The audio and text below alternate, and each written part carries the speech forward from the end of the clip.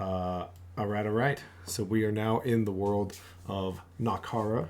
In fact, we are in the city that's kind of in the middle section of Nokhara and kind of off to the east, Colkirk. Um, we have arrived on the day of graduation from the Monster Hunter School, the Academy, uh, and this kind of being a very special occasion because no one's graduated from the school in roughly 50 years. Monsters have not been a thing, so training to fight them has kind of gone the way of the wind. Everyone still has talents. Many people still carry their weapons. They've grown dusty. Magic spells have been used for laziness rather than major assets. And people still know these skills and know these spells, but they don't go as used as before since the monsters have been gone. But obviously, the school started up for a reason, and monsters have started to return to Nakara, doing little bits of damage, almost as if they're feeling out the outer areas here of this map. Um, but the true masters of Nakara, there are 9 of them, which no one knows who they are. They're kind of like a secret council that meets, makes decisions on the better half of Nakara, and then sends them out to the local leaders. They have decided that the school needs to open up again, and there is no better headmaster than the once great wizard himself, Cal Gavin. He has trained all of you, my awesome players who have made it tonight. He is an old man. He leans on his staff, but yet when it comes to playing the great noble game of wall ball, which yeah, of course it exists everywhere. It's going to exist here. He is quite nimble. He may cheat and use his staff from time to time, but he's not known to lose super easily. But we find a bunch of us here in the crowd, as he kind of narrates to the young group of people looking up to him on his stage at the front of the school. We're going to introduce our first player right after I selfishly go, "Hey, I'm Matt. Welcome to a game that the Tavern Board has graciously let me run, and I'm happy to be here and happy to have these players." That's a plug. Uh, uh, they'll love that, I'm sure. But now let's jump to our first player to introduce themselves. Um, why don't we start with? I already forgot who I said I was going to start with. Blade. Blade. And uh, Blade, why don't we get a nice zoom in on you? Let's pull you. Where would Blade be at? Yes, we're going in this courtyard.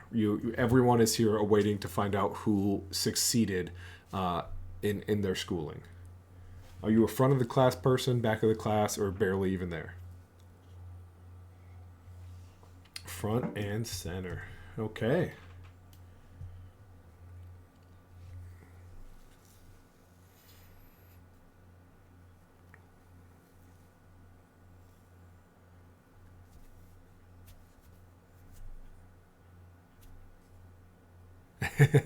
Yep.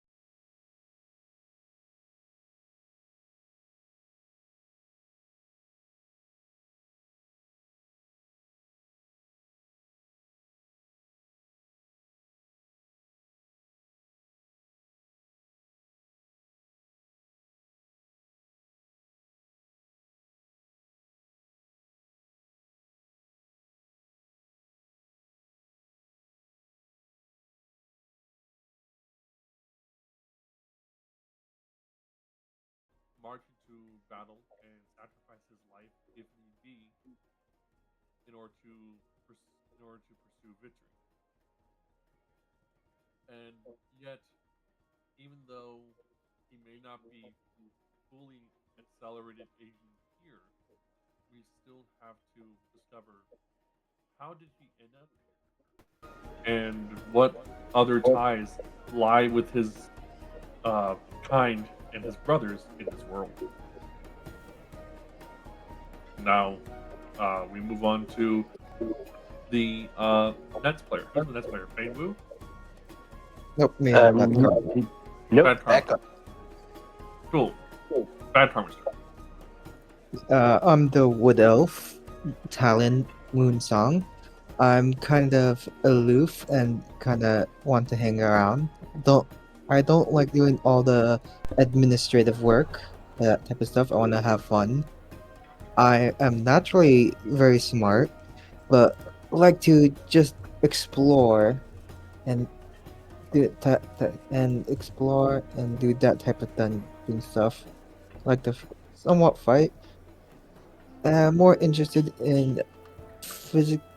I'm very bad at physical activities and don't do any homework, that type of stuff. Mm-hmm. And but if I have to, I can and will. Okay, absolutely. Feng Wu, what do you look like? Because what we have here is not a true representation of you. For right now, you would see a small Blood figure Elf. covered in a dark cloak.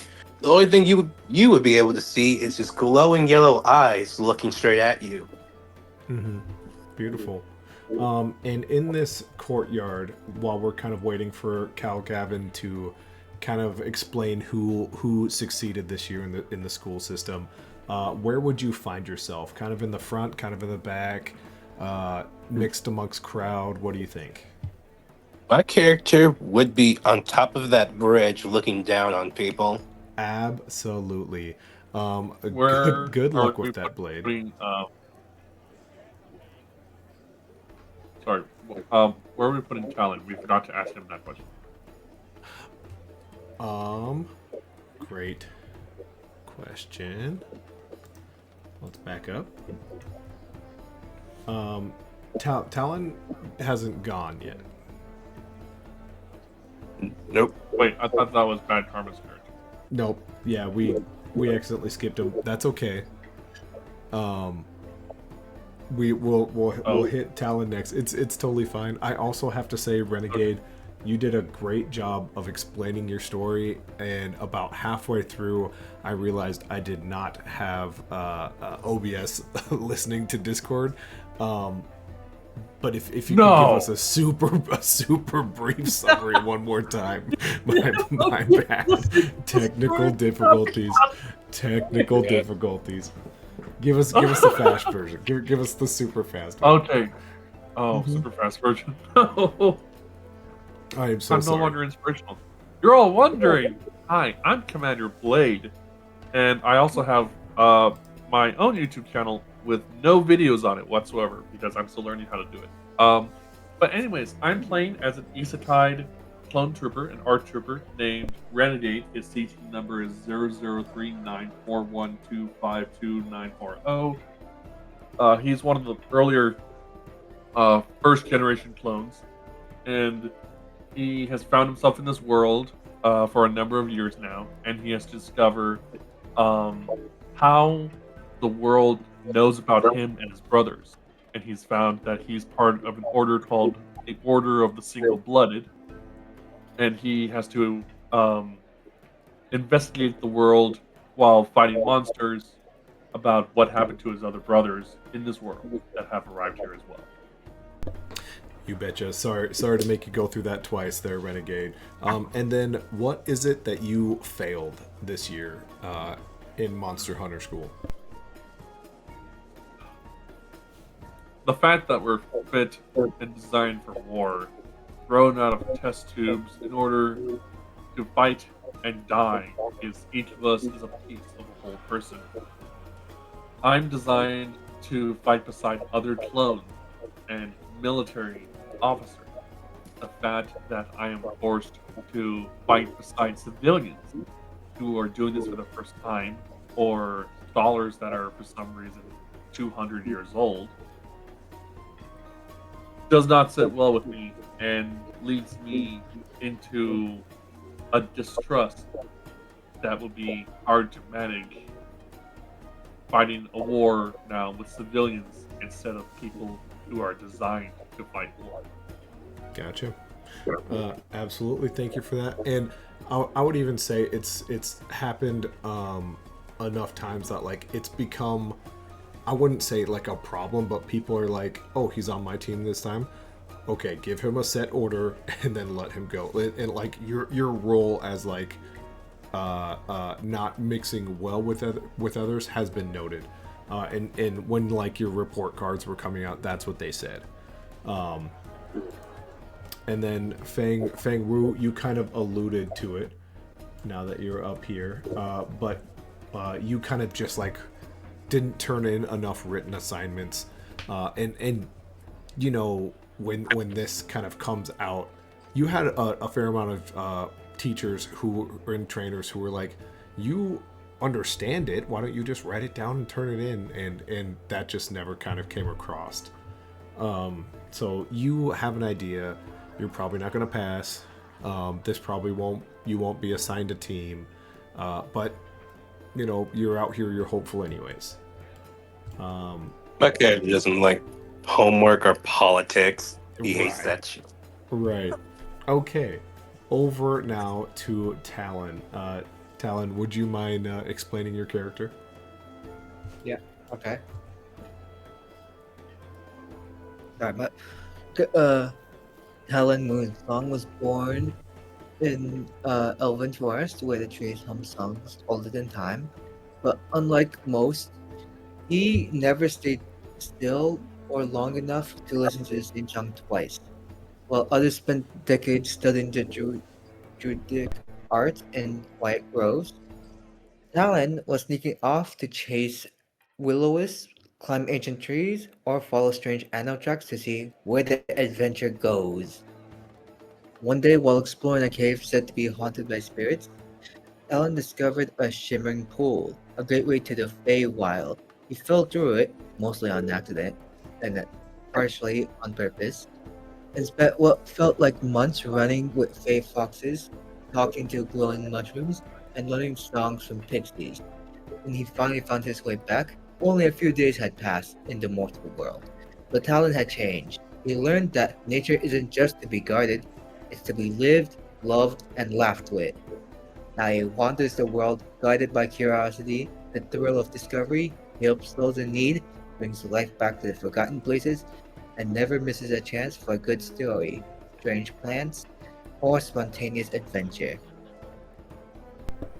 I love it. Our druid spreading the hippie happiness. Where do we And- find? Oh, sorry. Go ahead. And his personality traits is basically he has ADHD. He can't stay in one place for long, and he finds joy in almost everything and gets distracted easily. Hmm. Yeah, basically ADHD. Mr. Moonsong is gonna get along great with some chickens I have planned later down the road. Foreshadowing. Bum bum bum. Where would Talon like to be in this courthouse as he kind of awaits finding out who passed this year? I guess around the middle, talking to some other cadets. Okay. Absolutely. Oh, Okay. could we make it where I'm next to Renegade, trying to get close to him, like become friends, but he Yeah. keeps, keep his distance. Yeah, what's something that Talon would say to Renegade in this moment of Cal like attempting to get everyone's attention?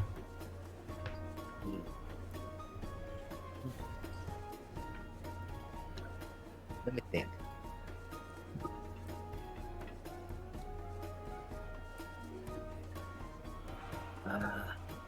Well, I want to know about your life experience. If it was bad, I'll help you with the trauma, with coping with trauma. If it was good, I'd like to talk, like storytelling. I can talk. I'm not sure you would be able to understand most of it. I'd like to say, please, I've been to the Feywild for many moons. I have a pretty well-minded person. I'm pretty sure I can understand. What do the Feywilds look like?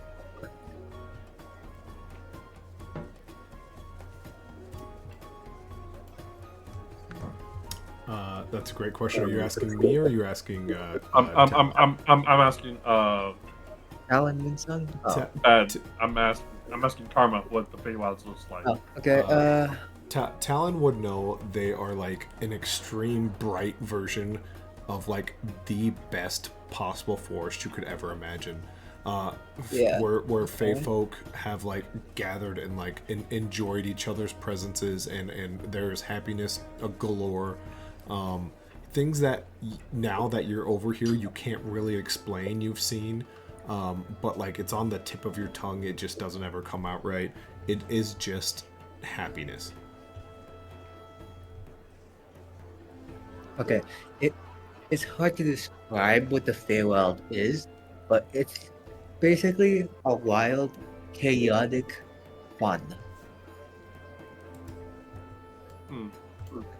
Imagine how you view the Feywilds and flip it with how weapons, when launched, burn away entire forests in an instant, and you suddenly find yourself fighting in the ruins of a dead civilization, trying to save the last few remaining survivors, while you yourself know you're expendable. As the camera zooms out from that conversation, I imagine Talon. What does your face do with that knowledge? And then we'll kind of zoom out to our next character intro. I make a somewhat serious face and say, I have experienced hardships and war before, but not something like, not as much close as that.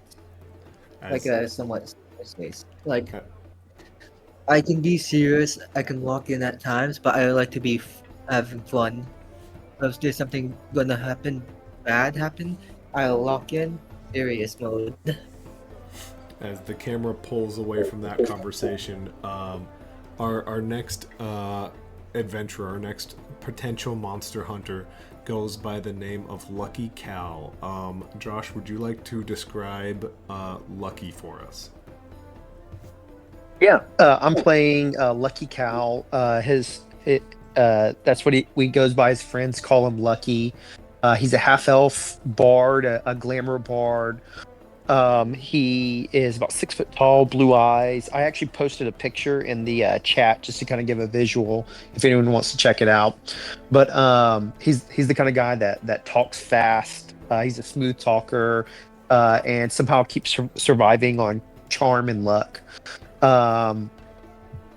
Yeah, and under all the swagger and the smooth words, the only thing that he seems really interested in is when people are talking about treasure, and seems very interested in that. Absolutely. Okay. Lucky, you kind of got to the classes like a day or two late. And so you kind of got that new kid on the block energy as you entered. If I had to put you on the spot here, Josh, and you can this can be the moment where you're like, you know what, Matt, I do have one rule about this game I don't want to abide by, but you did pick a bard. How does Lucky Cal enter when he's 2 days late to school? 2 days late to school, so he's entering into this ceremony, right? Or are we talking about like when he first comes in? Yeah, back in the past, back 3 months ago. Okay, cool. Yeah, so he walks in and becomes best friends with the whoever's the person introducing, like, walking people through, giving tours to the new person, the new people arriving. He uses friends on that person and gets a full escort. Basically, gets taken to like the front of the line, set in class, introduced. Everyone's just kind of wondering what's going on. He's just smiling. A large, not half ogre, true ogre named Niall is kind of the tour guide. They let him pretend he's a tour guide. He's really there for security in case things ever go wrong. But as you cast friend on Niall, he goes from looking at you kind of curiously. He goes, so this one is the cafeteria, and like by the time you cast friends, his voice kind of changes. His stance he goes up straight and he goes, yeah. So that's the cafeteria. That's not the good one. There's a better one, actually. We don't tell everyone about. You want me to show you? Oh, absolutely. Okay. And he like goes a couple more steps down, and there's like two little. They're almost like foot lockers. He kind of like scoots them apart, and like this skinny little door opens up. And he goes, so this is where the good food is. Remember that. Don't go now. And he closes it. He's like, people will see us.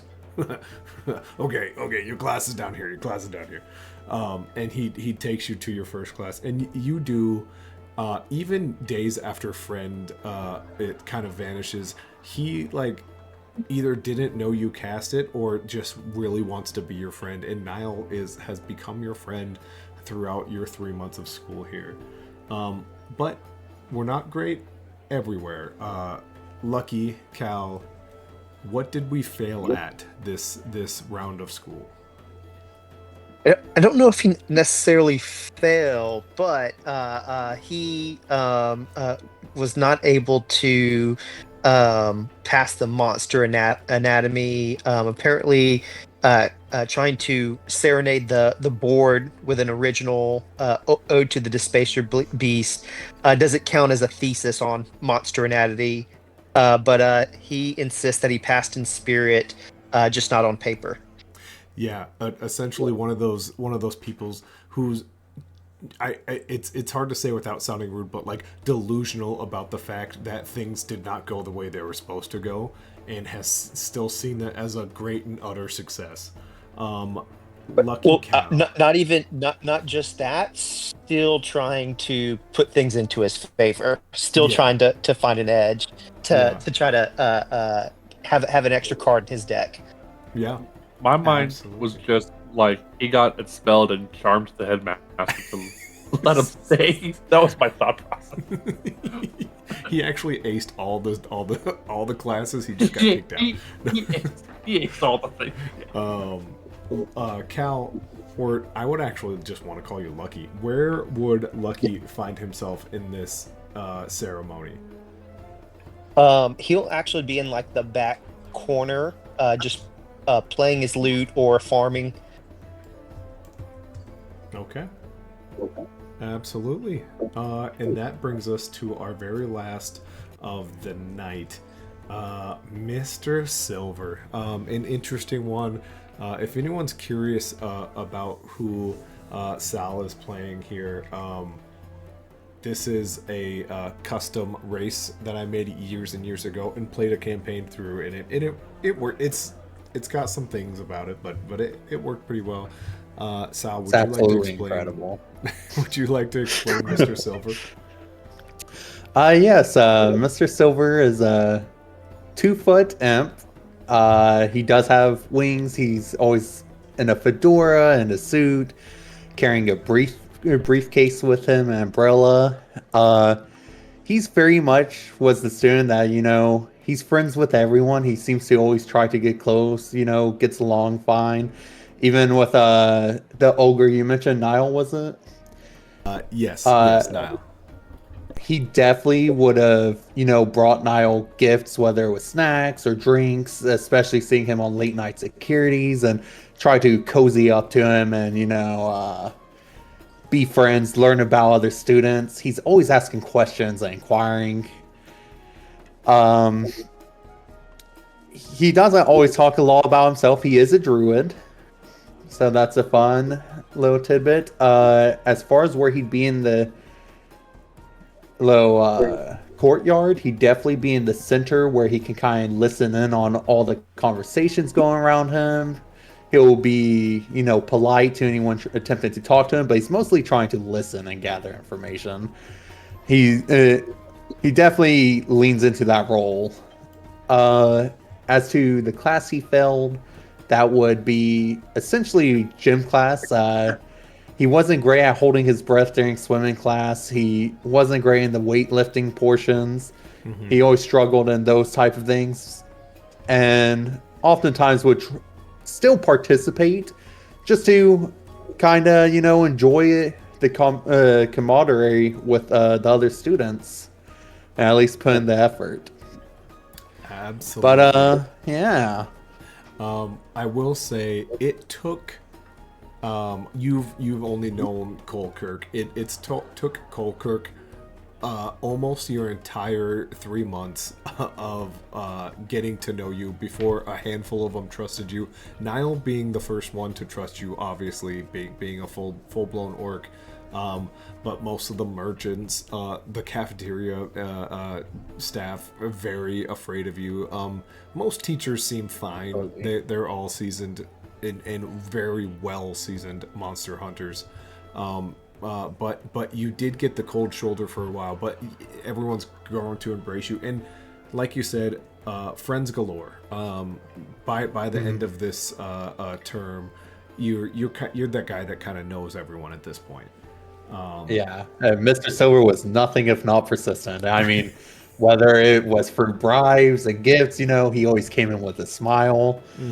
He is pitch black, has the impish wings, all that. Long nails are kind of silvered on the tips, little silver accents in the suit. There is an image of him in images, but yeah, he was always making an effort with everyone he met. Always took the cold shoulders on. The chin, no issues, didn't cause problems over it. Can I make a request from Silver, Mr. Silver here? Yeah. So, as we chatted before the game, you suggested the idea that our two characters would potentially be friendly already. Did you want to absolutely. have that? Did you want to have that as like Renegade is one of the first friendly people you met who didn't? Yeah, give you the cold absolutely. shoulder? I'd love that. I think two of his first targets actually probably would have been Renegade as kind of odd man out, and Nitharak recognizing that, as well as Niall being a full ogre. He saw them as people that would accept him a little quicker, so he definitely would have gone to both of you to make those attempts first. Sure. Yes. Let's have Renegade and Silver, in terms of players, kind of be friends. Not that Renegade works great because he's kind of still a civilian, but is can already tell he's being respectful and is already better than the other student. Yeah. Love it. Absolutely. A couple odd ducks that just kind of work out together well. And with that, everyone kind of had a little bit of a moment.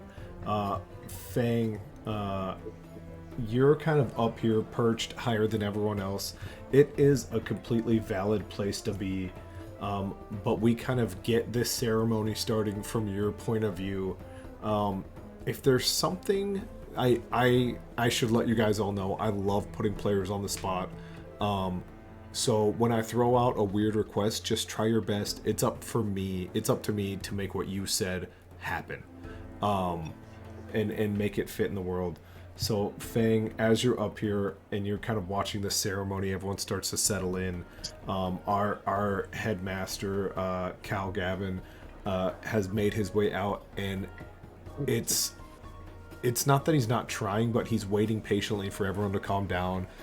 Between Mr. Silver, Cal, who's like, if you don't mind, Cal, he's playing a little tune in the corner. Between Talon and Renegade, having a little chat. Fang, you can see that Cal he would just really like everyone to calm down and be quiet, but he hasn't quite said anything yet. Fang Wu, from your perspective, would you like to say and or do anything, or are you just going to let this all play out?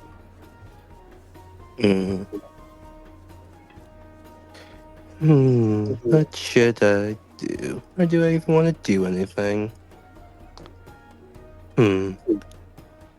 My character takes out the longbow. Mm-hmm. And let me see, what's the most breakable thing that can get everyone's attention? Maybe that giant clock. There is a giant clock, absolutely. Yep.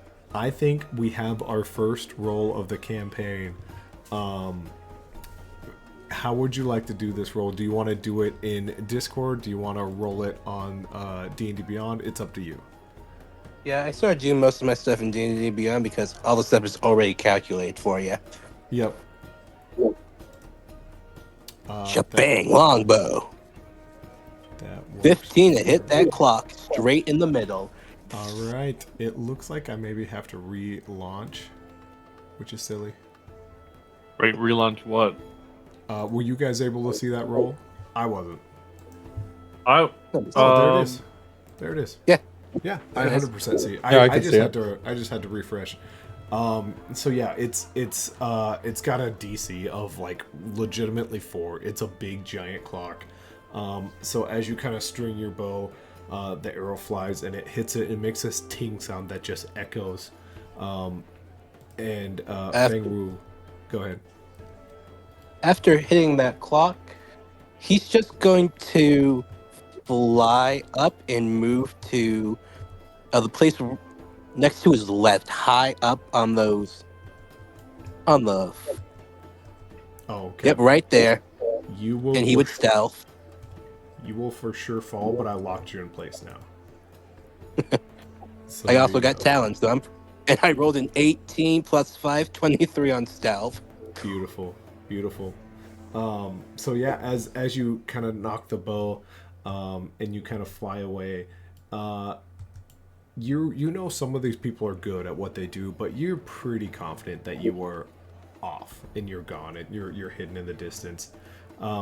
You do notice that Headmaster Cal looks up at the distance, and he squints his eyes, and then he smiles and he goes, "Thank you, invisible stranger," and he like cracks a smile while he looks directly at your eyes.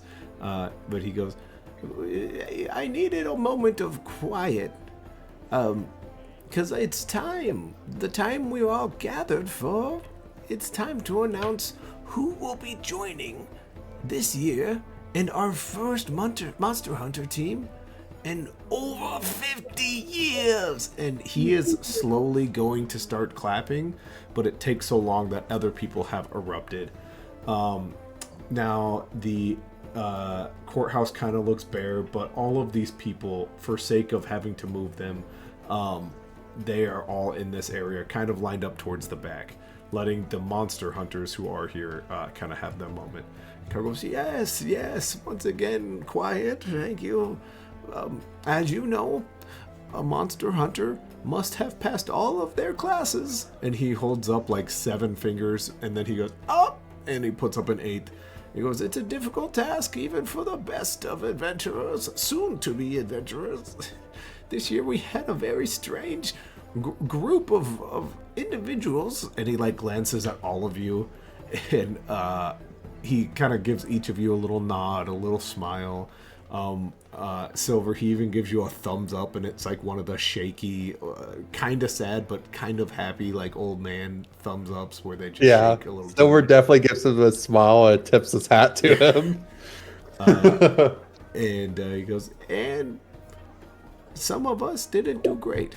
And his eyes go right back to that same all of you again, and he looks at you with like a bit of a sorrow face, and he goes, but monsters have returned, and more teams will be needed. So those of you who didn't pass this year, don't worry.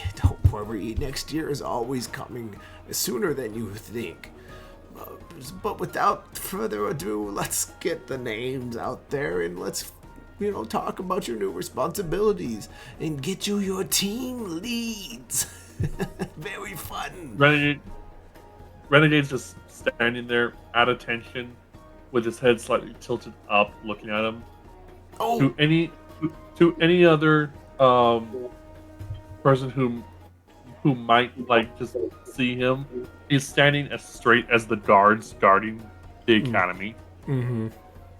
Straighter, in fact, because one of them is already Straighter, kind of leaned up against the wall because he's like, this is taking forever. Renegade, Cal looks at you and he goes, I am so sorry. We've discussed. You can relax, sir, if you like. You don't have to. We're not. Class is over for now. Don't worry about. You're gonna still stand like that. Okay, that's fine. This is a Renegade comfortable place. Renegade just slightly spaces his feet apart and wraps his both hands behind his back in like the military at ease. And it's still and just stands like that. Yes, it makes my knees feel a little better to see you standing like that. I think. I'm sorry for the interruption. I get sidetracked. You guys know me. It's tough being 113 years old. God, am I 127? Wow. I've taught a lot of you youngsters. Anyways, without further ado, here are your names of the monster hunters who have passed all of their classes and will be going out and protecting our great continent of Nokhara. And he opens up the scroll slowly, and as you guys kind of replay those scenes of, okay, I didn't pass all of my classes. You guys like that overwhelming sense of, okay, good luck to, and your brains go back to Cranston, one of the barbarians who just like never seemed to fail, even when it came to working. He had that ogreish kind of style of writing, but he turned in all his work. He even wrote neatly. You're like, well, clearly he's gonna make it, and you start thinking of other people who probably their names are gonna pop up, and then suddenly the first name comes up, and you hear Wang or Feng Wu. Feng Wu, would you mind? And he like gestures all around. He goes, I guess he's not here. Well, please, if anyone sees Fang, please make your way down here by myself. When my character heard his name, his head just snapped. That full owl head turn. Yep. Then you would hear a little boom of boom as he bounces off of the roof. I'll grab him. Full dive bombing right next to the guy. Don't worry about that. Fang, he destroyed the academy. Your dive bomb was highly effective. You jumped off of the academy a little too hard. Fang, there you go. He could be moved now. If you could just move him down to like the very, very front. Fang, thank you. Next on the list, Miss Slade? Miss Slade, are you here? She's always hiding somewhere. Well, if anyone sees Miss Slade, let her know she did a great job this year, and we'd be happy to have her. And he like goes down the next list, and he goes, oh yes, Lucky, Cal, Lucky Cal, are you here? Cal in the back strums his lute to bring all the attention to him, and says, yes, I'm here. Oh, please make your way forward, young man. Please. Of course. And, okay. I'll be honest. No offense to you. A little surprised by this one. A Mr. Silver. And he, like, finds you right away. He doesn't look for you at all. Yeah. Silver just gives him a smile, and he's like, "Well, I mean, it was to be expected, of course." And I'll kind of shake some students' hands beside me before stepping forward and be like, "I'm sure you'll be joining me up there soon." Yes. For Renegade, it's just Renegade on the um list. It's not his numbers or anything else. It's just that. Yeah, yeah. And as Cal kind of opens back up the scroll, it goes, "Oh, and of course, I've had a few long conversations with you, Mr. Talon Moonsong. Talon, step forward, step forward." He has ADHD. He can't stand still.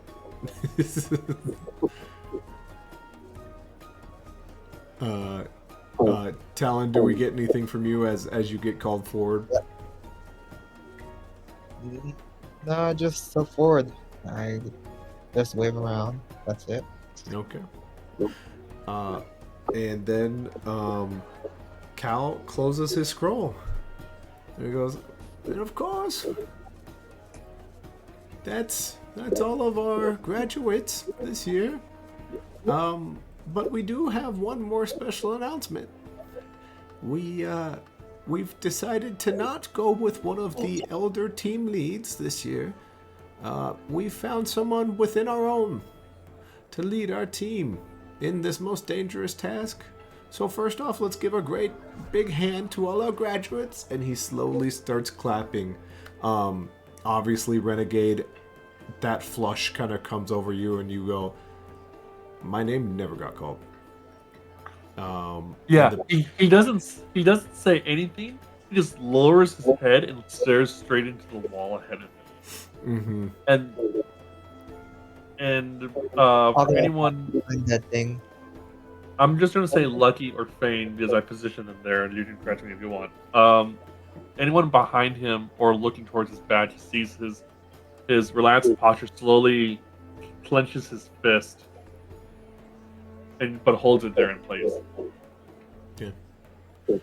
My character's just gonna start counting down. 1, You shouldn't take anymore. 2, 3, Oh, you just hit you a bunch. 4, The 5, mysterious counting. 7, 8, 9, 10.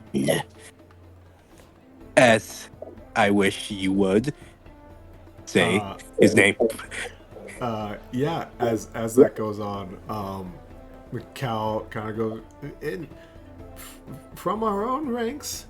The team leader of the first ever Monster Hunter team in over 50 years is our own Renegade. And his hand kind of reaches out and looks towards you from the stands. But my head suddenly snaps up and looks at him, and the hand. He switches from a casual to at attention posture, but his hands are just like, instead of the rigid attentionness, the hands are kind of like droop. The hands themselves are just droopy. They're like kind of his like silent way of being in shock. And Cal puts his right elbow kind of inward, and then he puts his palm to like the center of his chest, and then he wipes it off as if some sort of salute to you. He just Renegade brings his hand up to his head and does the standard military salute, Mm-hmm. and then moves back to his at attention posture. Beautiful. Cal kind of erupts again and goes, "Please, and let's give a round of applause to our team leader of our Monster Hunter crew." And he slowly puts his hand together as the citizens here of Calkirk or Calkirk have like clapped, but the other remaining people who didn't pass are looking at you guys, and they know where you guys failed because it was obvious when you guys failed. So they look at you in a bit of disgust, as like this is some actual bullshit. We deserve this spot, and they look at you, Renegade, most curiously of like, he's the guy who doesn't like teams. why is he a team lead? Why aren't we using any of the other monster hunters who have done it before? And These are the students on the left side of the group. Yes, Here. That's not the yes. players.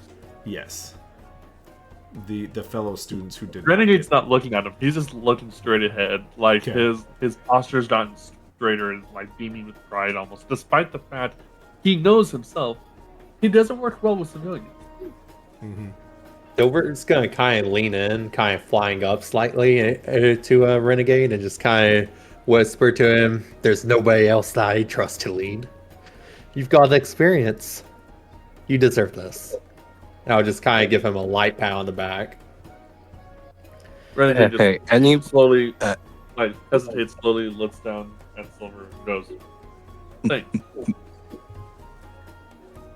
any What? character looking at Fang with disgust, he just snaps his head at them, and they just see glowing yellow eyes looking straight through their fucking soul.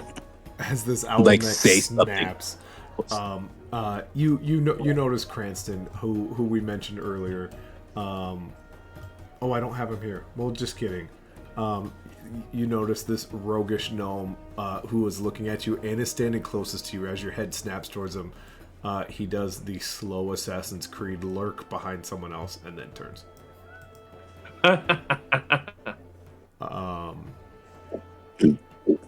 Does anyone else have anything they would like to say before we move on from this ceremony? Renegade briefly walks forward. He doesn't say anything. He just turns back, stands at like attention, and just looks at his supposedly new team.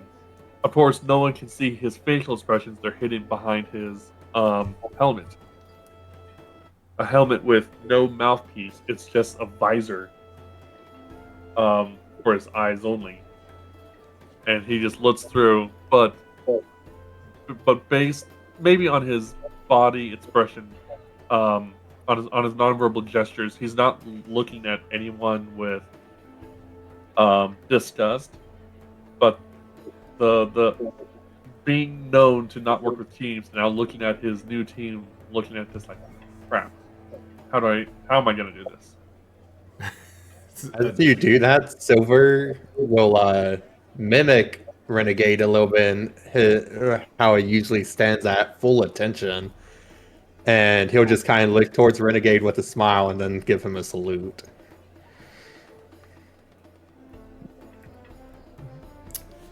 Renegade just briefly salutes him back with matching his, and we'll only put the salute down when Silver does too. Silver will definitely sit there for a moment, wait for like a command, but then see you're not gonna give it. And you're like, yeah, I'm not gonna stay like this the entire time. I just kind of drop his hand and give him a nod, but kind of stay at light attention.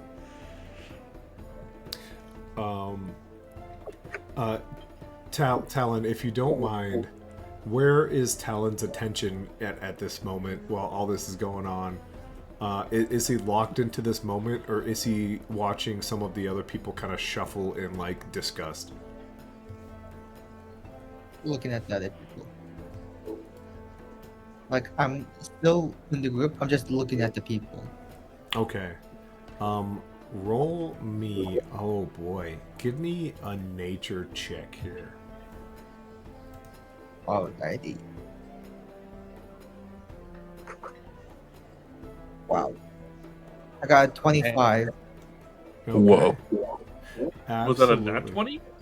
It's a Nope, 19. it was 19. Beautiful. With that, floating around this gnomish kind of looking rogue, it's not really a full-fledged shape. It's almost like the wind that like kicks around leaves and dust and maybe the occasional fly or so. Something floats around this creature. It seems to dig around in its coin purse and then pops out, and then it takes off out of the courthouse. It gives you Can a I- little bit of like I can't describe what that was, and there's really only one thing I can't describe. And so your brain kind of goes, it could have been something from where I spent some time. Since I'm looking in that direction, do you want me to roll like a perception or investigation?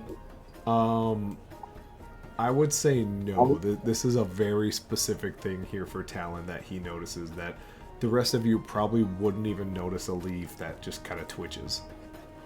But for Talon, he's very in tune with that. Can I ask which direction it went in? Yeah, after it swirled around that rogue, it then just left out of the courthouse down into this main street somewhere. And that's about where you lose track of it. I'd like to say this to the group. Some flying sphere, I think, just took something from one of the other classmates and just flew away. The rogue gnome back there, he got something stolen from him. Just let me know if you want to roll anything, or you guys would have missed it. So as of right now, if you guys all look over there, you would know this rogue has not noticed a thing. Okay. I'd like to yell, hey dude, you might have lost something. He turns over at you. He looks like upset that like he's having this moment of self-pity. In fact, there's maybe even like a wrinkle of a tear that he stealthily kind of wiped off. And he goes, "No, I didn't. I just saw something fly away with it. I'm not sure what it stole, but it stole something. Check your pockets." If someone would have stole from me, I think I would have known. And he like puts his daggers in the holder. He kind of digs around and he goes, lucky medallion, picture of a hot chick, picture of hot chick's best friend, and he keeps digging around and he goes, I'm good. I even got my coin purse. And he like wiggles it around a little bit and then he hesitates. Yeah, 7. I'm good.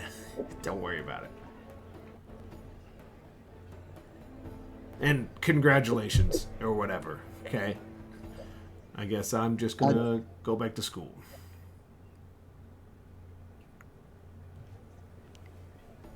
I like to roll persuasion to try and convince him to look deeper in his body to see what he did lose. Yeah, go for it. I'm just idly watching. Ooh. He walks up to the group, and if you guys don't let him like walk through it, he'll walk around it. But if you can, he'll walk right up to you. And he looks at you. I don't know what kind of game you're playing right now here, guy. But you just got the achievement I've wanted my entire life. And now you're gonna mess with me? Why don't you just take your victory and let me go drink mine away, okay? I'm going to the big cup. And he turns his feet. Right before he does that, I'll cast Friends on him. Okay. Just right as he turns around. What is my save on Friends, good sir? I believe it's Wisdom, correct?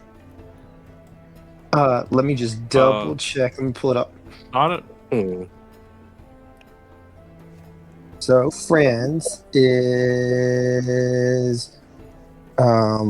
Wisdom save 14. Okay. That's what I thought. I just wanted to double check. I'm gonna drop this. I'm rolling my dice in the big Mario pipe because it's fun. Mario, let's go. A 7. Yeah, he doesn't. He gets close. There's a moment where he looks at you with like, huh? And he turns around as after he walked away. And that was Lucky, and he kind of looks at Lucky and goes, come on, man. I'm sorry. I got a little frustrated. I worked along. My dad is actually gonna kick my ass. I might ditch town, actually. He'll probably find me, him and his guild. Well, that doesn't sound good at all. Yeah, you should definitely avoid him. Yeah. I mean, before that, I'm going to the big cup, and I'm gonna buy me one of those big cups. I'll tell you what, I'm gonna have a couple drinks tonight. In fact, you guys, and he like points to all of you except for Lucky. Good luck, I guess. Okay, have fun out there with the antisocial guy leading the group. Lucky, I actually hope you do a good job out there. And if you want, I'll buy you a big cup tonight. If you head to Big Cup. Hey, let's not end on bad terms. We've gone along so well. Yeah, and that's why I like you. And he kind of leans over to Silver. He goes, "You creep me out. You're okay too." Yeah, but I get that. I'm just frustrated. That's completely fair.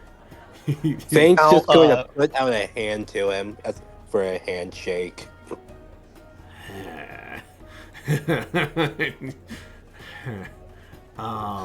Hey, we didn't make the list, you know? Don't be mad at us. We're your fellow classmates for all this. Fang, he looks at you, and he is very hesitantly putting his hand out. And he just shakes his hand, strong and firm. Okay. Be safe. Fang can do what he wants. It's his character, but when I grabbed his character and flipped him around 180, I was thinking to myself, damn, I can't grab his head and flip it 180. To do that to him. I love it. As if Fang like turns his head first and then spins his body around. Yeah. Yeah. It just does that. It's like, how does Fang roll intimidation? He spins that head 180 in the middle of a And I get crowded advantage. bar. Every fucking time I do that unexpectedly. Absolutely. As he finishes the handshake and he backs up, and he kind of is really now he's avoiding Fang, looking at Renegade and Moonsong. He looks at you, Moonsong, as he's holding his coin purse, and he slowly puts it back in his pocket, but his hand stays in that pocket for a minute as he backs up, and he goes, "If it's ill will to wish you guys bad luck, because you guys are the one fighting the monsters. So generally, I guess good luck. If you need me, you know my name is Max. I'll be drinking tonight." And Max just Hey, Jim. turns around. Cal Yep. points his finger at Max, says, "Max, I'll see you at the big cup." Hey, I'll see you there, Lucky. Your big cup's on me. If I can afford it, my corn I felt like I had more last night, but maybe I just got a little rowdy. I don't know. But Happens to the best of us. who called for DM? Fang, DM. Okay. As Fang is now just thinking in his head, mission accomplished. I can now be even more antisocial. Don't have to deal with this guy anymore. Okay. Yeah, Max makes his way to wherever the big cup is. It's one of those local bars, and it is solely a bar. There's no rooms. No one is allowed there past 11 o'clock at night, and that will make sense once you get there. Are we moving out of the courtyard? Well, as that kind of interaction ends, Cal kind of looks down at you. Cal Gavin looks down and goes, "Well, you guys have made a first impression already, for better or worse. I think we have a lot to discuss, don't you?"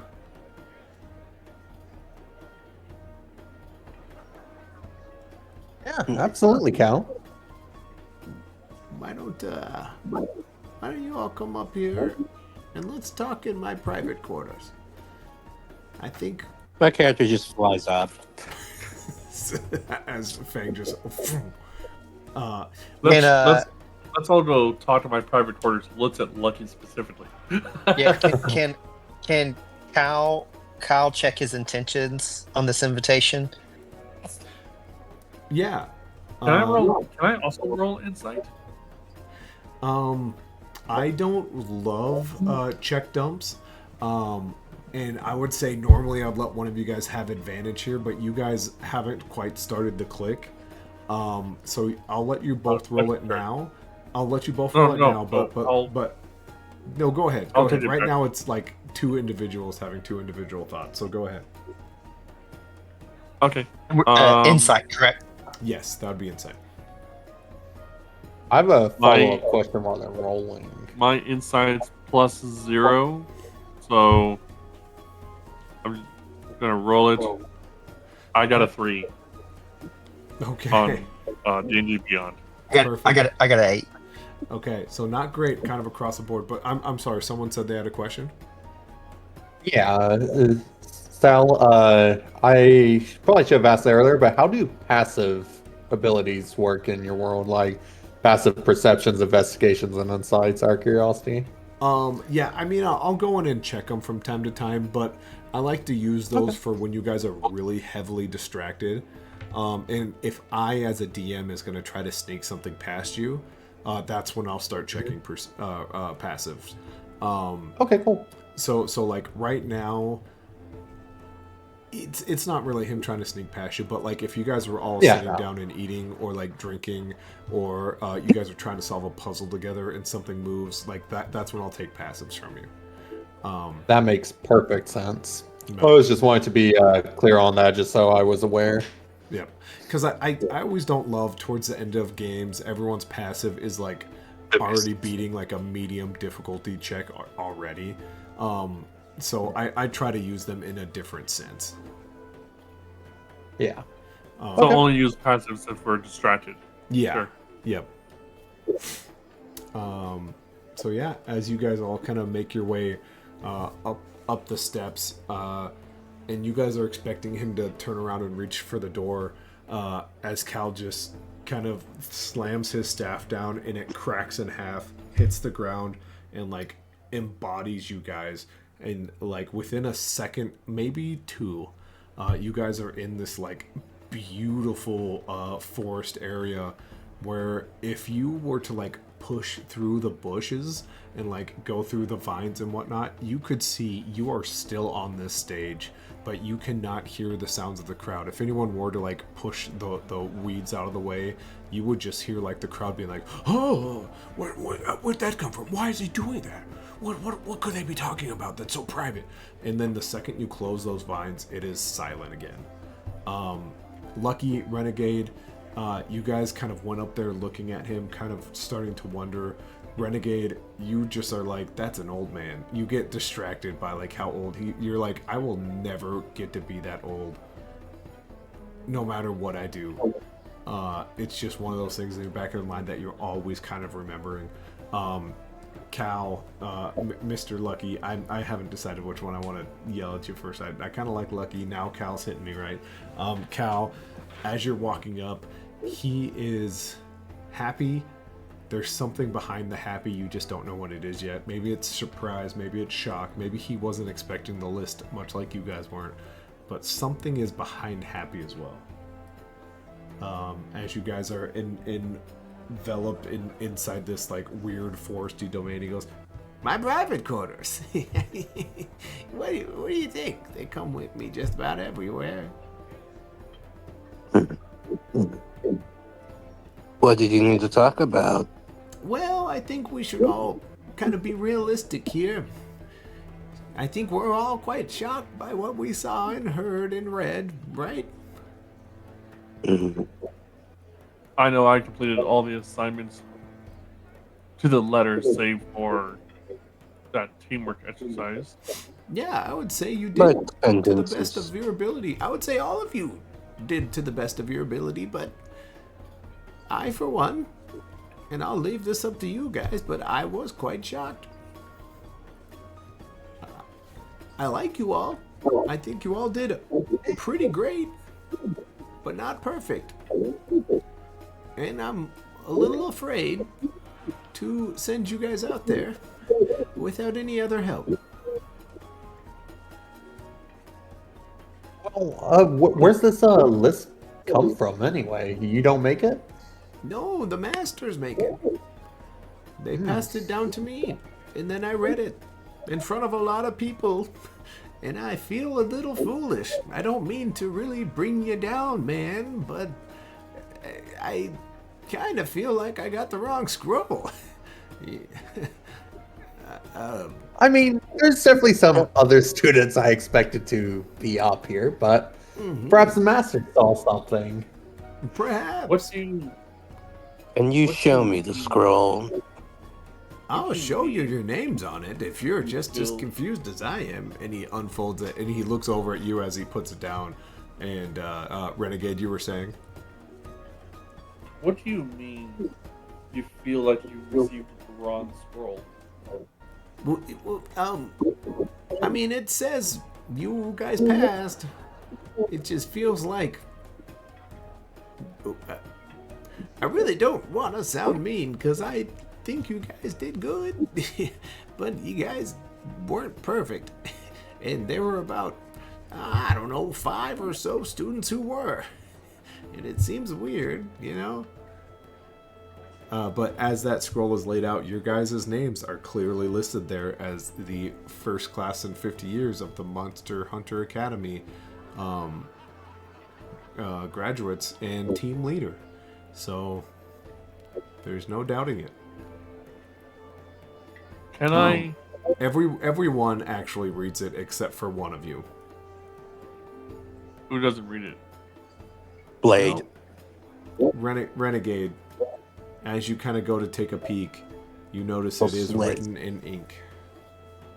I just kind of look away and try to stand at attention to try to not know it's there. So, adventurers, can I trust you guys to not get killed? Yeah, I definitely won't get killed. The only reason why I should have failed is because of the politics in my attendance. That's pretty much it. Everything else, I should be fine. I was born to die, so no problem. Oh, I was gonna say never the intention, but I'm sorry, born to die? That's an oxymoron, my friend. But the more that I say it, we all are born, and our purpose is not necessarily put out there, so maybe that is our purpose, is to die. My lord, I'm 127 years old. Maybe 8. Maybe I should have died. Hey, Matt. I rolled a investigation check on that scroll. I got a 21. Anything wrong with it? No, that is legit. It is signed by all 9 masters. Nothing looks etched. Nothing looks scratched over. That looks as confidently as signed piece of document as you've ever seen. It's legit. I was handed it by a master themselves. So, he was robed. So I assume it was a master, but it's one of those things where, like, it's definitely a master. You just don't. I don't want to get in the politics of how they interact with our school. That's why I didn't do politics. They suck.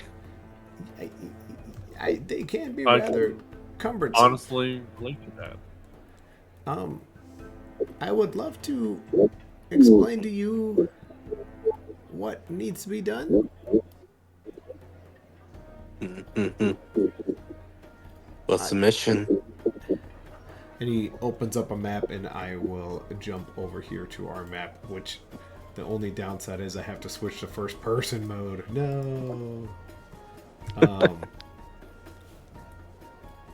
This is the best angle of the map I could find. It's tough without being in first person mode. It's tough that I can't angle the camera up without lowering it down. Yeah, if you right click and switch to first person mode, you can like look up as you like scroll up, and it kind of helps. But you guys are here in Colkirk. Oh my god, so much better.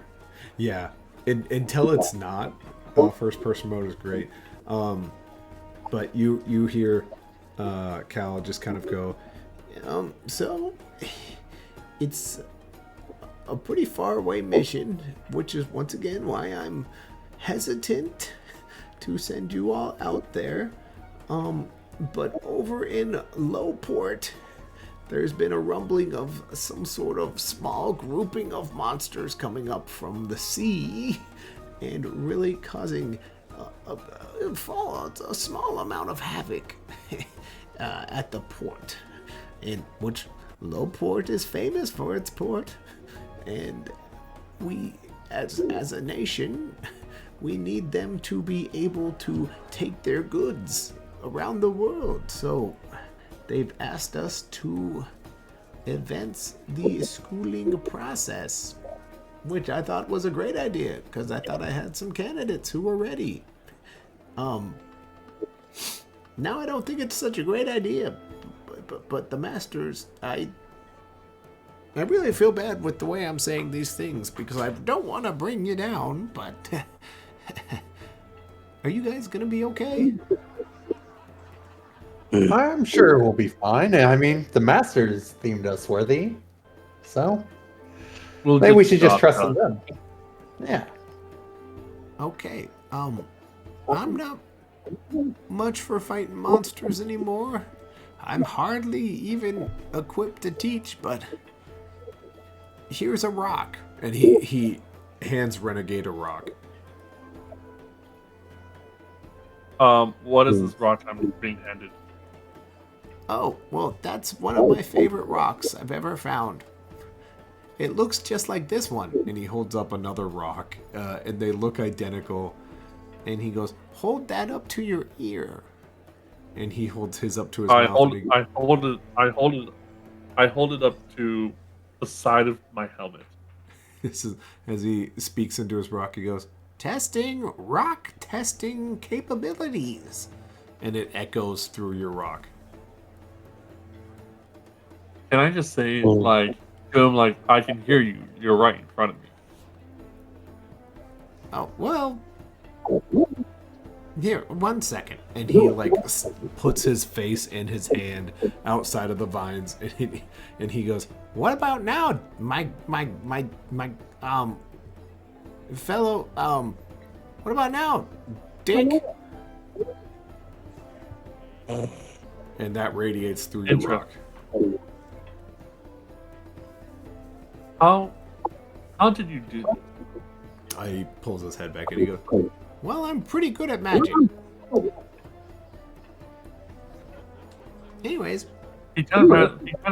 Renegade has this idea in his mind as he, like, looks down to his left arm briefly, and then looks back up and looks at the, like he has the rock in his left hand, flips his left arm over, and then looks at the comm link on his left arm and looks back. And is just thinking before speaking to him further, says, can other people do this magic too with the rock? As Cal goes to speak to you, as you kind of look at your comms, you look at the rock, you look at Cal, and suddenly Cal is standing upright. He's not leaning on anything, but he's got this swagger about how he's standing, and he leans into the rock, and you can see he just goes past the rock and leans into his wrist, and you can hear CT-039. CT? 0039? You hear me, right? The Renegade just kind of deadpans. Just wait, he's Cal's speaking into What is Comlink? You just see an old wizard-looking person speaking into his wrist. He goes, "Renegade, this is no time to mess around. We're in. Can you? Are you even listening?" He's kind of just like zoning out somewhat now, because he's not sure if this is a trick being played on him or if he's going back into memories. Renegade, Renegade, you with us, bud? And you look. Fang's just gonna take the rock from him. That's Fang just hits the rock from the hand with no resistance. as the group, you guys just kind of saw Renegade for a solid like 10 seconds not moving. And Cal Gavin is just like, "Hey, bud, not really a good vote of confidence here on our first 5 minutes of interacting as team leader. You okay?" Renegade just looks back at Cal and just goes like, "We'll be fine. We'll get the job done." He looks at the rest of the group like, You guys are gonna be alright. Capable hands. Oh yeah, I'll I have full survive. confidence in Renegade. I've been on tougher missions than this. We'll be fine. Yeah, absolutely. Okay. Low port it is. We have a cart for you. We don't have a driver. You guys are more than welcome to find one tonight if you would like one. I can operate it. And in truth here, Renegade does have land vehicle proficiency. Oh, wonderful. Well, enjoy your night. If you need anything, and he kind of just holds up this rock, and he goes, "I'll be here." And he slides it in his pocket, and the branches and the leaves and the forest kind of collapse and his staff like erupts from the ground into his hand.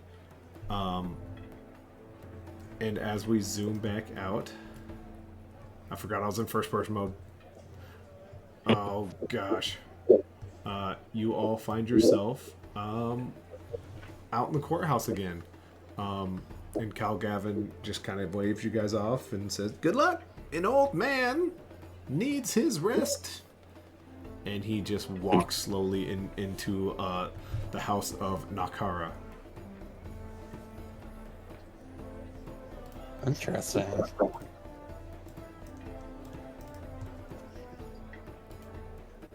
Renegade, that was take this weird, rock huh, back. guys? Sure, Renegade accepts the rock back and he just puts it in his one of his pouches. Goodbye. I'll see you somewhere in the next morning. I'm gonna go buy some stuff. As my character just takes off.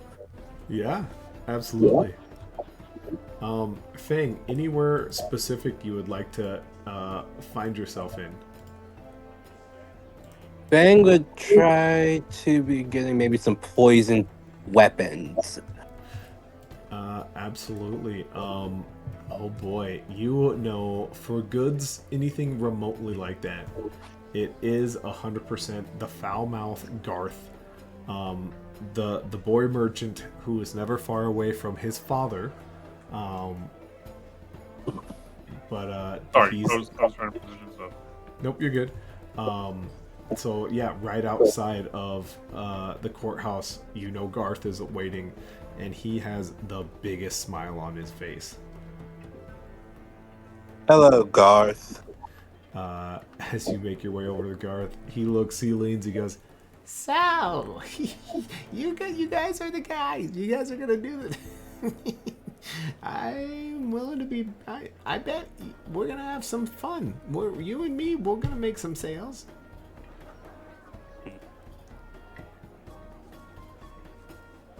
Yellow eyes are just staring right back at him. I want you to know I've been taught in goods and services. So, and he like straightens up his shirt a little bit. He pulls his hat down tight. And supply and demand. And I would imagine you are in demand. Yes, very much. What do you need? I'm looking for a poison-tipped rapier. If you're looking for a bit of poison, I suggest you look right across the bay. Tack has some terrible food. And he slaps his leg, and you just hear this elf from across the way. No, I don't. My food is fine. My food is fine, ma'am. My food, I've prepared it myself. And he goes, that's why it's poison. And Tack just looks over in frustration.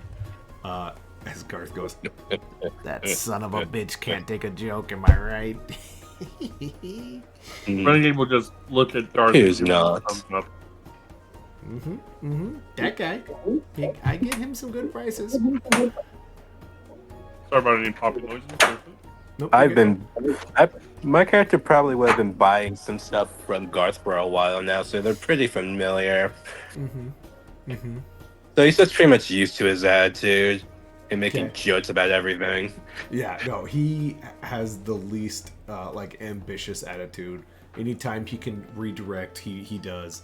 But he kind of looks through his stuff and he goes, I don't know exactly if I have I do have, as long as you don't tell my dad or my sister, she's a real snitch.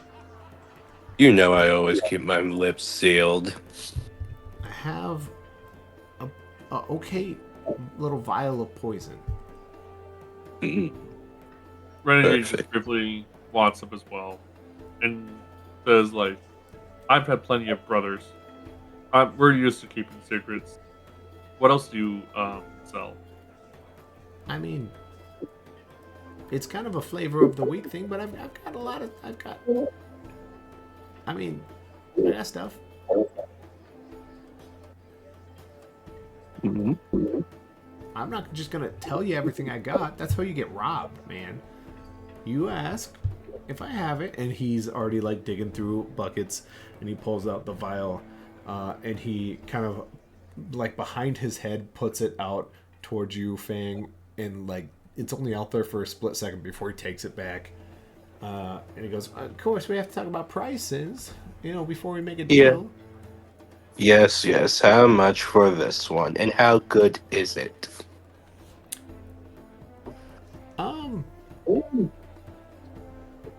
I mean, it came from a really shady looking guy. So I'm guessing it's pretty good. We could test it first if you want. 1 second, let me go get a rat. As he flies off for a little bit. Few minutes, he comes back with a rat.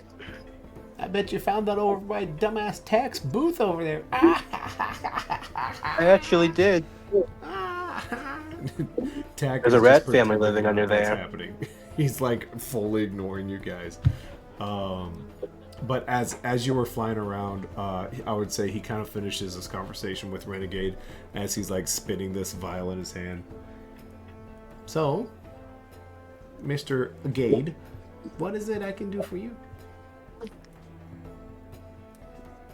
Let me look through my inventory briefly. Let me see if there's anything that I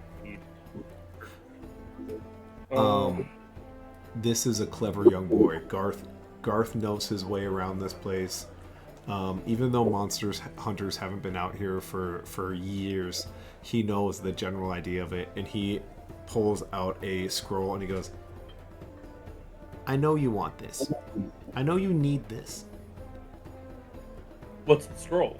And that's why I'm going to tell you it's 27 gold pieces.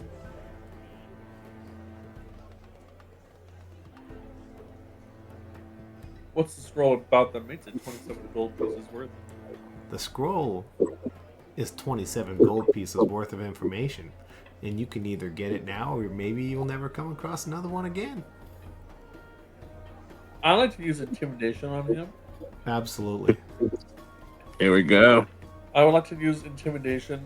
I'm a +1 to intimidation, and before I roll, I'm going to say, that's just a worthless piece of paper, and you're trying to scam me on something to make yourself look more important than that food vendor over there. I'm rolling, and I got I will tell a you. Oh, yep. six. You rolled before I even told you. I was gonna tell you this is a 17. Um, the one thing you know about Garth, he has that young person sense of nothing can hurt me. So what do you say, Renegade? That you try to get under this young man's skin?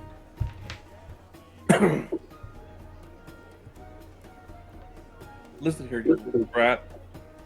I don't think that there's anything on that paper aside from maybe a picture of your sister that you're trying to sell. So how about I go and ask your sister and see what's really in that inventory? You could ask her, or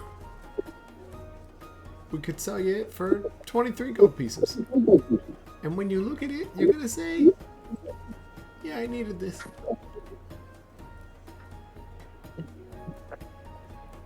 How much of the scroll's like exposed? Is it just fully rolled and or is Oh, there it any- is wrapped up. There's wrap around it. It's tied. There's a little bow. Can I make an insight check on what he's saying to see Absolutely, Mr. how Silver. useful? Mm-hmm. 15. Yeah. He's being as confident as can be. You think this scroll actually is extremely important. I'd like to I'm roll good. either a nature or perception check. No, wait, arcana check to see if it is magical. Yeah, go ahead. Give me Arcana. I'll just lean into Only Renegade five. and say, I don't think he's bluffing. Moonsong, there is the tiny, like the least amount of magical glow possible on it. I tell the group, there is so little magical energy radiating from it. As Fang kind of shows back Oh. up at this point with his rat. so little magical energy? Say, sounds Yeah. like it's not worth the price of 23 gold. So, yeah, is this information? Is it magical? What are you trying to offer us here? How is this going to benefit us? Maybe it doesn't. And he puts it back in a bag. He goes, "You know what? Let's forget about the scroll. If you don't No, want no. you do want it. Nobody's saying we don't want it. We're just asking for a little bit more information. You're not Yeah. saying how it's useful to us. How's it useful? You got willing customers here. Surely you want to make a deal. I love willing customers. My friend, my good buddy Fang just showed back up, and I have his vial of poison. So I think I'm gonna make a deal with him real quick." Yeah, no, of course. To your business. To your business. And he holds up the vial, Fang, and he goes, 19 gold pieces. Mm. We're testing it on the rat first. Of course. Down, I He, lean down and whisper at Silver, and I'm like, everything's expensive. Gold is gold. Something so cool. what was that last part? You got a little quiet there at the end. Yep. Everything's. I lean down and whisper at Silver, and I go, everything's so expensive. Don't this, don't that for something so common. Let me ask you something, DM. The scroll that you mentioned, was it like open on the sides, or was it like sealed, like completely off where like you couldn't see anything, you know? Wrapped up tight. Wrapped up Wrapped like up a tight. Christmas day on Christmas Eve. Okay. And he said it had a No. ribbon on it. It does. Yeah. So like it doesn't pop up in the ends and like flay out a little bit or anything like that. I'm not saying like I could read it, but like Nope, she is sealed tight. You couldn't. Okay. No angle would let you see what's inside of here. As he pours a tiny little bit of vial of poison in this rat's mouth, and he goes, "Yeah, give that about 15 minutes." Mm. Are the guards looking our way? Absolutely, you guys are making a deal with a kid right outside of where the guards are at. But as you kind of look over your shoulder, Garth looks and goes, "Hey, con men don't stay in the same place for years on end. Not years since they were 5 years old. If I was a con man, do you think I would still have my booth right here?" Probably. Probably. If He business was good. smiles. He smirks out of his left side of his face. Where did he put the roll? He put it in a bag, kind of behind him. He's kind of like sitting perched up on those steps there.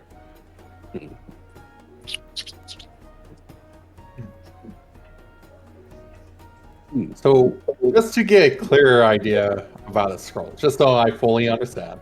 Yeah. So, in theory, would a spider be able to crawl in there or not really?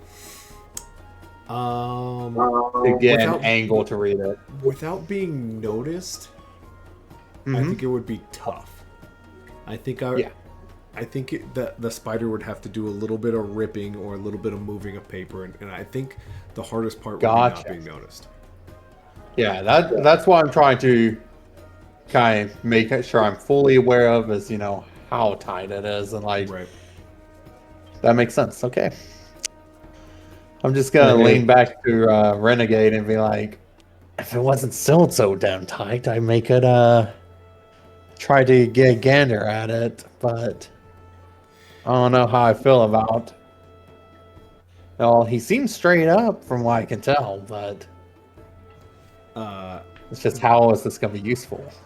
Garth doesn't necessarily lean into you, but he does kind of lean towards you guys. Oh, jeez, I scrolled in so far. But he leans closer to you, Silver, being the closest one to him, and he goes, "Hey, just letting you know, I'm pretty good at listening. That's why I made this package so tight. Because I've known a few druids, and I see one from a mile away." Oh, that's just a good business tactic. Yeah. Can't blame you, Garth. Can't blame me. Hey, so Matt, how much damage did this rat take from the poison? It seems perfectly fine as of right now. Too slow. No. Yeah, I've noticed it's a poison that gives you a little bit of time to get away, which I think is worth the price. Most poisons just start melting tongues right away, and then everyone goes, "You gave him the drink. You clearly poisoned him." So, I don't do well with those. And people always come back, "Oh, Garth, you got me in trouble." And so I like the poisons that let you slip away.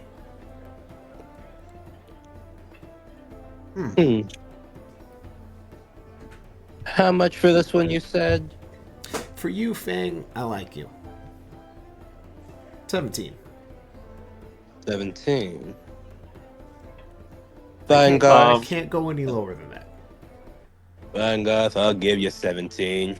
Hey, How Matt, many vials? Just much one? He tosses you one. Matt, how much money did you want us to start with? I'm okay with whatever you started with in the kind of equipment section. If you don't have any gold pieces, now would be a good time to start bargaining off some things you don't think you'll need. If you don't have gold, Oh, I got 12 gold and 40 silver. yeah. Hey, so DM. Yeah. Which is 16 gold in total. DM, I have a lot of gold for the reason of for the amount of times I've sort of just not been there on the classes or have skipped a few and my attendance is just screwed is because I've been taking more or less little bounty hunting missions, hunting animals and stuff, getting more money. And I sort of saved up money from childhood. Okay. I I'd would like say to as say- of There's a right re- now, you've got there's a reason why this- way too much. But I could say if you take off that one, I'm good with the other three numbers. Yes, sir. One. What, you got like 1,000 gold in there? Yep. Crazy. But I'm okay with you having the other three numbers. Yes, sir. Just give me time to mix that stuff. Yep. Is this Yeah, like DM, Yes. is this like I'd Pulp like to- Fiction where he just opens the briefcase and I just see this golden shine come from inside it? Yeah. Yeah. Exactly. Yeah. All like right. to- So sorry. Who else was yelling at me? yeah, me. Yeah. Talon, yeah. Yep. I'd like to say because I'm an elf, I'm about 20 years old in human years, but for elf years, that would be like 100. Right. So I have a lot of money because I've lived for about 100 years, Mhm. and I've been exploring and adventuring for that time. I'm totally okay with how much gold you have. About 359. Yep. I'm okay with that. Okay. Does anyone else want to talk about the gold that they have? I got 16 gold in total. Renegades out here like, I haven't figured out this gold system yet. Yeah. Plus, he He's only like- really trades what he needs Yeah. to be comfortable, and that's it.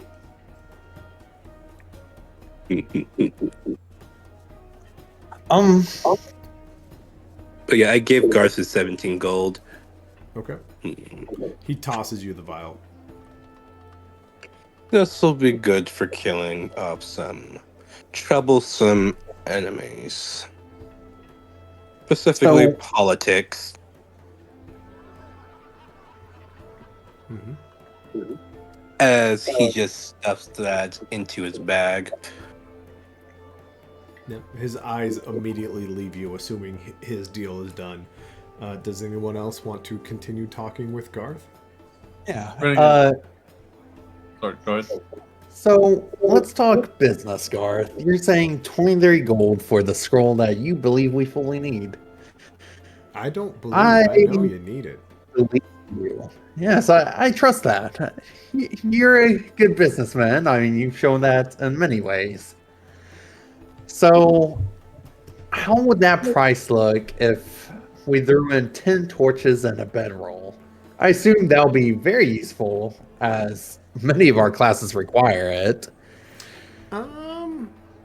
Sure, you can make a little extra money off of it than what's truly worth with desperate students. You know, if you tie that in, I'll change the price to 30 gold pieces. And he just looks at you with a big, huge smile. You think I want your garbage? Come on. Garbage. I've been at the... Most adventures need torches and bedrolls. Absolutely they do. And I've been making torches since I was 3. A bedroll's nice. But at the end of the day, if you got a rock, you got a rock. Just lean down and take a nap. I'll take them off your hands, but that's going to sit on my shelf for a while. If you say so. So, what are you giving up, Silver? Nothing. What that's offered. Nothing. Garth Yeah, with has this encounter charged so you. over, with this encounter so over for Fang, he's just going to fly away to a blacksmith. Okay. I'd like to ask if can I negotiate with him to lower the price? You can most certainly try. Go ahead and roll me a persuasion. All right. I'll put Fame over there. I see weapons. And that's probably Okay. what he would be at. I'm assuming. I rolled on that one. Oh He- my god. He looks at you. What do you say, Talon? What comes out of your mouth, or what do you feel like comes out of your mouth before I tell you Garth's response? Friend to friend. How about we lower that price a little? Yeah, Or a little. businessman to hippie, no way. You're not going to come across this anytime soon. Okay, how much was it? 25 gold? Yeah. Alright, I'll buy it. Okay. And he But- puts the scroll past you, Renegade, and hands it to Talon. Someone has Renegade- some sense. Renegade just gently. Oh, Talon's over here. Yeah, Renegade just slightly like looks to the side and face palms the helmet to like cover his vision Mm-hmm. briefly, and it's just like just like the sigh. Anybody else need anything from old Garth before he? I'd like to say this to him. If this turns out to be bogus, I'm coming back and I'm going to attack you. You could open it right now, right in front of me, if you want. All right, I open it. Okay. I will show you in first Renegade. person mode. Renegade also just like rests his left hand on the sword hilt where it sits in the sheath, Mm-hmm. as if like despite the fact he's the leader, just in case if Talon wants him to, he'll whip that sword out no problem. You guys see a big map of Nokhara. You see the paths that have been made many, many years ago, and from time to time you see a little speck, a little red blink on the path or just off the path. Over on the Horndine desert side of the map, you see a bunch of red dots. They're all kind of mingling around. You probably see anywhere from 200 to 300. And I mean, even here in Colkirk, you see one that just pops up and it hasn't moved yet. Ping, ping, ping. And then now that you're looking at the map, just kind of across the board, there are pings. I'd like to say this. Are we all looking at the map? Yeah, whoever wanted to can most certainly look at the map. Renegade's also going to look at the map now. Like take his hands off the hilt of the sword and just look at the map. And in his mind, this is just from his combat experience that the red dots are hostiles, or potential hostiles. Mhm. And going off his thinking, I want to roll investigate. Okay. Are you investigating Garth or the map? The map. Okay. My investigation is +1. Okay. I rolled 18. This is all on D&D Beyond. Yep, I So see you'll that. be able to Yep. get in. Yeah, you're good. Yeah, the world of Nokhara is still a little foreign to you specifically. But yeah, you do get the sense that these are probably either hostile people or people who have been caught by the law. You're not quite sure exactly what it is, but as you kind of look up, Garth is smiling, and then he puts his finger down on the one that's in Colkirk, and he taps it and he goes, "That one's me." Yeah. So Renegade will lean into Talon and speak like low, but not whisper, just like Garth can obviously hear him because he's Mhm. right there. And looks at Talon and goes, so every red dot here might be a hostile, potential hostile, or someone with a bounty. Or criminal. I was caught stealing when I was 7. So we're likely leaning towards bounty. So if anyone else has any more business, supper is right around the corner, and I would love to close up shop for the day because I've done well. I have one question, Garth, Yeah. and I say this out of curiosity. Mm-hmm. What's your bounty? Good sir. Do you want me to roll persuasion? He's gonna just tell you outright. He goes, "If I were to have a bounty on me, I wouldn't tell you. And if I had a bounty on me and I handed you an item that told you that there was a bounty on me, I probably wouldn't be standing here anymore. And he closes up his shop. You see he pulls a handle and the wheels kind of pop back out. The top slowly, and then for the briefest of seconds, something explodes from underneath, wraps around the wheels, and is tied on a string, and it's some sort of bag of holding that is now on wheels. And he goes, "It's time for supper, so I'll see you guys. Good luck fighting monsters and stuff."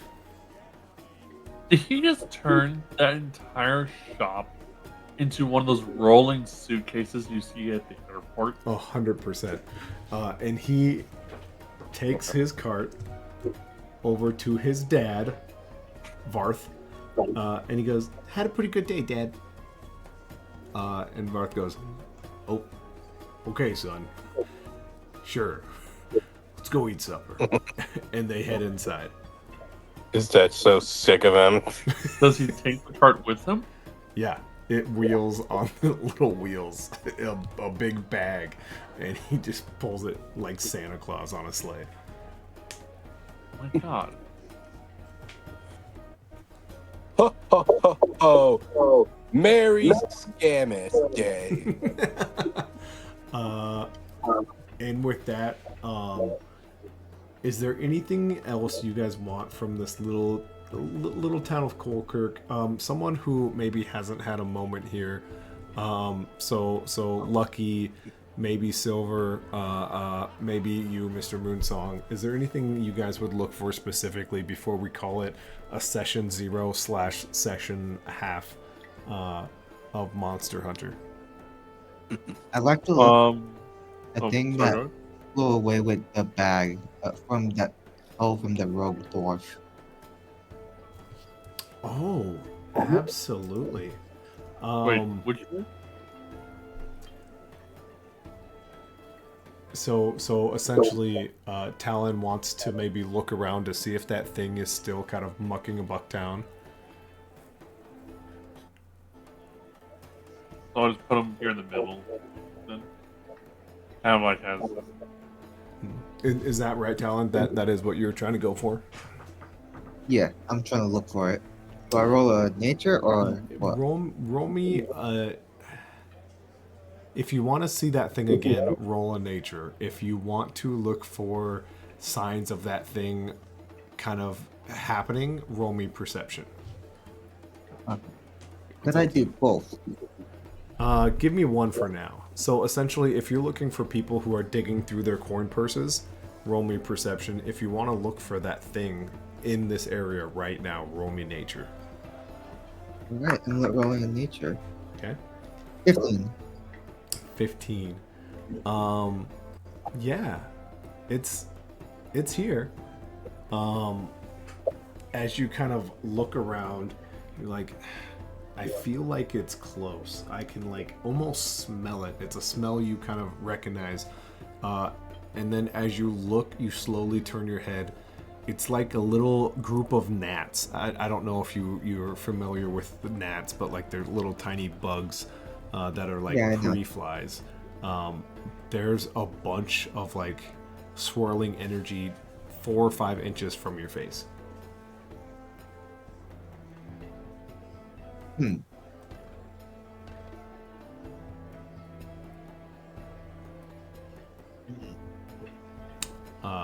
That energy kind of spills through like your pockets, your front pockets, and it flies up by your face again, and then it like starts to check all around you, and then it just hovers in front of your face for a second. Is there an animal? Nope, no animal there. It's really just like a gust of wind. Okay, so could I use Find Familiar on it? Find Familiar. Like summons a spirit that takes an animal form. Yeah. So, If you were to cast it, essentially something would come find you. That wouldn't do you much for this gust of wind. alright. I'd like to tell the group that I found that gust of wind that was stealing stuff. Okay. As you kind of look over your shoulder to tell him that, after you yell that, you turn around and it is gone. I'd like to say, damn it! Can I roll perception? Yeah. Or do you want me to roll nature? If you're no, you nature is something that he's rolling strictly because of what it is. You guys would definitely Okay. be rolling perception. Okay. Fine. My perception's +2. It's a 6. You kind of look around and you just see a town, towning about town, and one individual, one elf, just looking around, kind of a little bit bummed out now. I'm just going to put Nithrak with me or other people with us unless they're saying otherwise. And I'll just briefly say to Talon, like, good job. You found the wind. I found the one that was stealing. Talon, you can feel something in one of your pockets, like one of your more front pockets. If you'd like to check that out, just let me know. Yeah, I'd like to check it out. There is just a little parchment that says, "The Whisper on the Winds, all goods."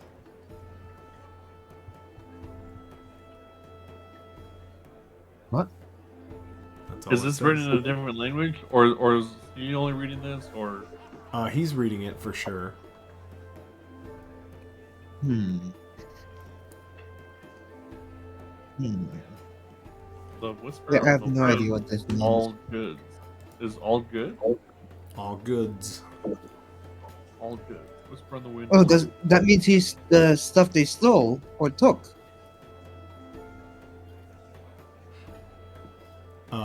Everyone else, You're if you saying were to it's a see gust this, wind? if you were to see this paper, it is just a bunch of goofy characters. Like, it's not a language that any of you have ever studied before.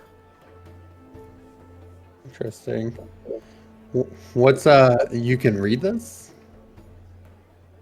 Yeah. Why can't What you? language is it? I don't recognize this. No.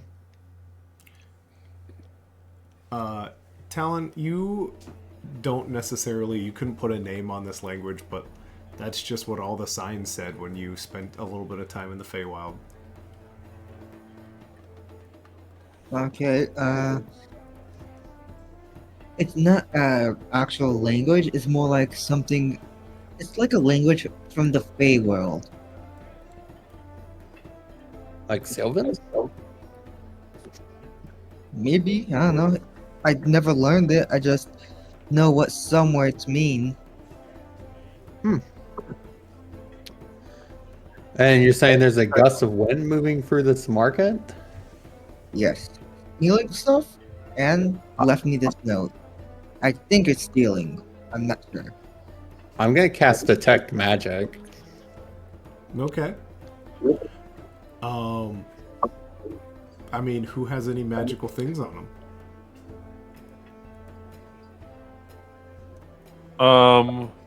If I have mean, any. you have a rock I have a rock. that glows a little bit. That paper maybe glows like the faintest bit. I'm trying to think who else about town. I mean, there's a little bit of everything about town, but it all seems to be either attached to a shop or a person. So yeah, it's hard to pinpoint. There's nothing that's magically like flying around. Like, you're not getting any like ping ping ping ping ping ping ping back and forth. Yeah. So, Renegade looks at Talon and goes, "So the wind told you there was a market." It doesn't only- seem magical in nature.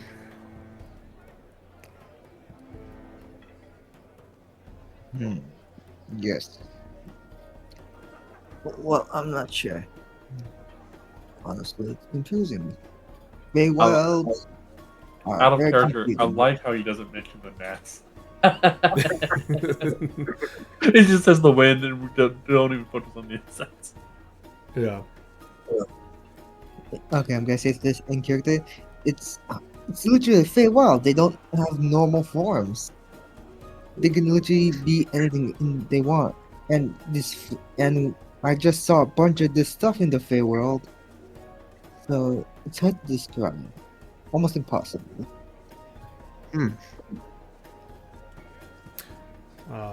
Well, With that, Silver, Lucky, I'll leave it kind of up to you guys before we call it for the night. Is there anything you guys are kind of looking to do here before we kind of give it the stamp of approval for the night? Are there any other vendors we should go talk to? There's a handful. There's an inn, which you guys have rooms at for the night. Just part of the schooling system. There is the Big Cup Tavern. And you know, the other places sell goods that just no one's really specialty anymore. Garth is kind of your only specialty guy. okay. So are there any like libraries that sell books or any book vendors or anything? The inn has books, but they're not for sale. They're just kind of there to entertain. Okay. And we're gonna be being sent to Lowport because there's potentially some danger over there. Yep. Okay. Oh, I'd like to go to the inn and look for any books of maybe any history books or anything that speaks of creatures that often gathered in Lowport. Is it over here, or is it? That? Yep. You nailed it. 100%. That's the inn. It's just the inn. It doesn't have any fancy names. Prest is just kind of the innkeeper. And as you guys kind of head that way, he goes, "Hey!" and he puts up 2 big old thumbs up. You guys did it. You guys did great. Oh man, I'm so pumped. You guys were doing so good. Thank you so much. Yeah, we're very excited. We actually already got our first task, and I was hoping maybe you could help us with it. Yeah, to help some adventure, I would love to. I'm so impressed. You guys, I knew you guys could do it. And he does another big thumbs up. I appreciate that so much. Renegade simply nods and walks into the inn, kind of like when we first saw the Mandalorian. Mm-hmm. Just like you see the armored figure walk into the inn, and he'll just hold the door open for Nithrak. You bet. He points right at you and he goes, "And Rennie, come on, man. You get team lead. We all knew you could do it. I heard what people were saying about you, and in my head, old Press was like, no way. Not my Rennie. No way, dude. He's got this."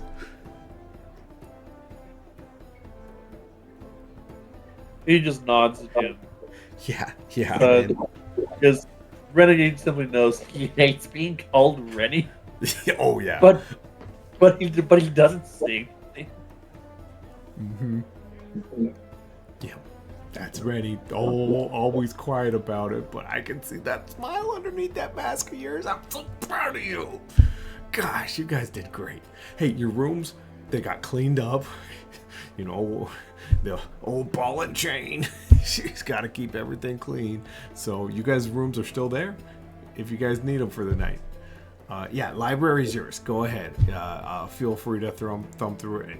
Hey, as long as the old ball and chain doesn't catch you can sneak a book if it really helps. Oh, that'd be amazing. Yeah. Do y'all have things specifically over Lowport, like certain sections, or is it kind of spread around? Oh, it's kind of boring. We more got storybooks. Okay. Yeah.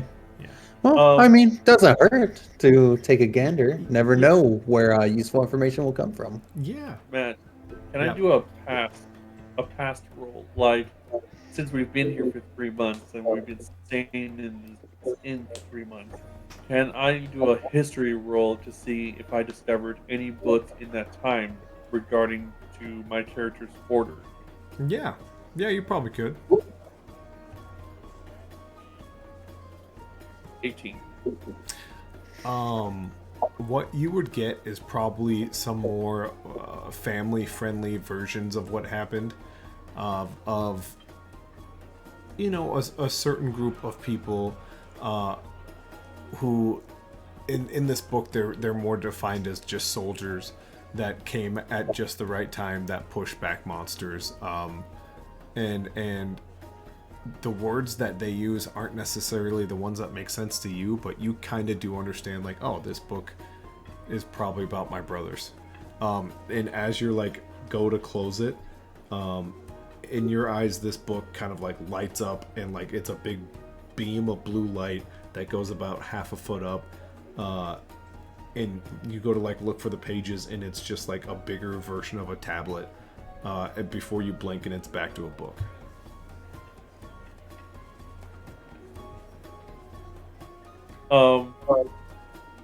Wow. What are the words used that are not directly related, but like So it's a lot of things that honestly would probably frustrate you a little bit, but as you're like looking through the book, you don't really read every word once again because it is written down with ink and parchment. So I would say as you're like thumbing through it, you're kind of barely looking at it, or looking at it from like the corner of your eye. do you want me to do a saving throw to see if I can actually read the ink and parchment? Yeah. Give me a wisdom saving throw. Looking to beat a 16 here. Is this right watching me try and struggle to read? Yeah, I imagine a lot of people have watched you try to read these books throughout the weeks and months.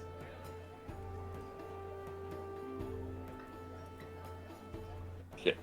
No. No. I can't. Wait, is that a 7? That's a 7. Oh, I thought that was a 1. Oh, God. The 1. Yeah. Hey, down upside, it's not a 1. You didn't throw books. But yeah, you found things like soldiers. He's holding the book, just snaps it shut quickly. Looks at Nithrak and goes, Silver, would you mind if you can make sense of the part on an army of soldiers arriving to fight the monsters that we're hunting here? I can read. It's just we don't have this back in my land. Yeah, I mean, I can certainly take a look, and this is important to you. Yes. Anything like the soldiers look alike, or they wear the same armor, like mine, or something that sounds very me. For you, Renegade, I'll make sure I'm extra focused on this. And I'm going to cast Enhance ability to enhance my intelligence. Okay. That This will will probably be- be everything you get for like the night. That there's quite a few books. There's quite a few things to go through. Mm-hmm. Okay. Perfect. Would that be an intelligence or a history roll for him? Intelligence for him, because he's just thumbing through books at this point. Okay, and real quick, before I activate this, were there any magical books in this room or no? No. These are mostly Okay. all children's books. I figure not, but since Detect Magic was up for a bit, might as well ask. Yep. So standard intelligence check or like an investigation? Just standard intelligence is fine. Okay. Was the blue light only for me? Yes. Okay, so Because he's more friends with Silver than anyone else, he just briefly says, I thought I saw something in the book aside from a reference to myself. Interesting. I feel like that's interesting. So I had advantage because of the enhanced ability, but 19. Oh man, that one would have been rough. Yeah, you see it goes on for a couple hours before you're into like book number 3, and then you do see a bit of a book that kind of talks about the end of the last round of monsters, and it was led by a man with a scarred face, ruined armor, surrounded by men who all looked the same and all had the same armor. This book seems particularly interesting. Seems to be people that meet what you've told me and descriptions of what you want me to look for. Do you want to take a look at the book, or Can you please tell me the details that seem to stand out the most? It seems like there was a battle and the man leading it had a scarred face and was surrounded by men in similar matching uniform armors. What about their faces? Were all the other members' faces covered other than the scarred face individual? Yep, the scarred face man never seemed to have a mask. All the other ones kept theirs on. Kind of reading further into it, you see the last. Actually, it was from a different book, but the last stand of monsters was at Wallowdale. And now that you read this book, these people left Wallowdale for some urgent mission in Vril, just kind of across the bay there. Yeah, I'm definitely just reading this out loud to you, Renegade. As I'm like combing through books, anytime I see any passages that seem like they may apply to you, that I think may in any form or fashion, I'll start reading it out loud. So, and I'm kind of gauging your interest as I'm reading to also see what seems important. Renegade, when listening, takes off the helmet, and you see the standard clone trooper face. Not that out of character we all know, and such, yeah. But he takes off his helmet in a face, in a facial expression that screams, longing combined with hope. And as you speak that there are an army of soldiers with the same faces and similarly same armor, Renegade briefly says, "Those are my brothers." With that, we will move the camera over to Lucky. Lucky, before we call it for the night, is there any particular place or thing you would like to look at before we end this session here? Yeah, just 2 things. One, do I know where Niall is right now? Yeah, he would be back at the school, probably doing his night duties. I was gonna see if I could visit him if that was possible. Then other than that, I was gonna go to the Big Cup. Yeah. Hang out with Max. Yeah. Yeah, Niall, he's actually like sitting in like his security seat that he thinks is like his guide seat. Clearly it like says security above his head. As you open the door, he stands up, goes, "Hey, Lucky." Hey, now, my man, how's it going? Did you see? We did it. You did? Yeah, we did. We did. Awesome. What was it that you did? Oh, we're monster hunters now. Why? We passed. No, but I know that you failed that. You did. But did I? If you would have heard the song, there's no way you would have felt me. You kept saying you were singing about like a displacer beast, but you never really said that you did any anatomy checks. So I think you failed. Yeah.